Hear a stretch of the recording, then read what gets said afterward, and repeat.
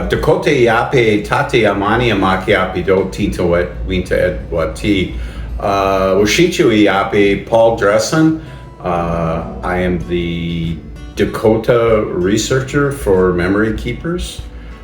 It is really just an enjoyable, probably one of the more insightful conferences that I've ever attended, and of course it's in a beautiful place, which is represented by the beautiful people, the native people of Hawaii. Why it's so important is it brings an indigenous perspective to research, focusing on our being culturally competent in order to do the good work that needs to be done for our people, so that we're learning processes and research that's done through a cultural lens. It is really focused through the Hawaiian people, their unbelievable hospitality, their culture,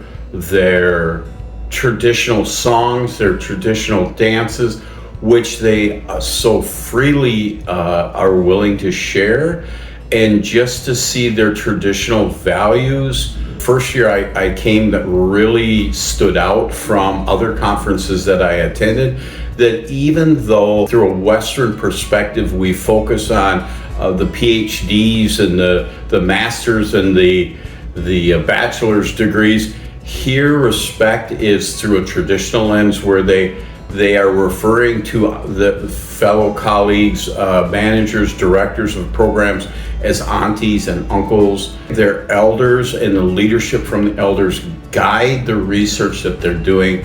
I think that is incredibly important. We network with one another.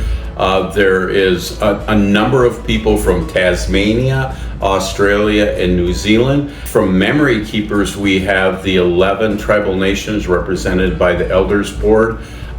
We are talking about doing a cultural exchange with those folks coming over to Minnesota, and for us going over to their countries, to their tribal nations, and do that cultural exchange. So it's amazing how those relationships, which are very important to Indigenous people, how we are starting to build those relationships up in year 2. I can't even believe how far we're going to grow by year 5. It's so encouraging to share, our concerns that we have for our elders, not just in Minnesota, but around the world, Indigenous communities and what they're facing, and really doing an assessment based on cultural strengths, how we can move forward to address